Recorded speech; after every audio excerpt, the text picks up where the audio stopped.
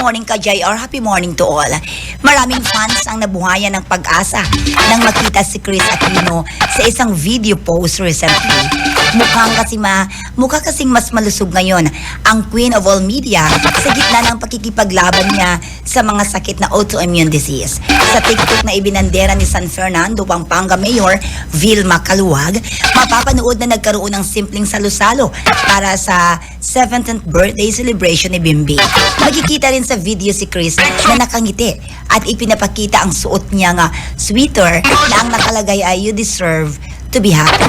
Naikwento rin ng dating TV host kung paano niya nakilala at naging kaibigan ng alkalde ng Pampanga.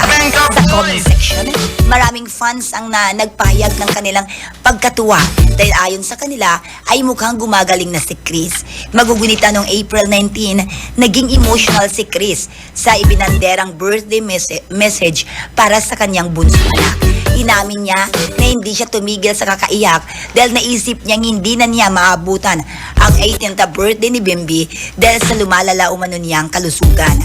Noong February 14, kasabay ang kanyang karawan, ay nag-open up ang dating TV host na magiging crucial ang kanyang kalagayan sa mga sumusunod na 6 na buwan dahil may malaking tsansa na magkaroon siya ng cardiac arrest anumang oras nang dahil sa bago niyang treatment. Ayun, recover naman medyo may laman-laman na. Tumaba-taba ng konti. Oo, tumaba-taba Di tulad nung lumalala talaga ang kanyang kondisyon. Yes. Diba parang gano'n, no? Praise God. Okay. Okay. Yan ang ating showbiz sa Balita Weekend. Ngayon, and the Atilan, ti amo, I love you. Radyo Alternatibo.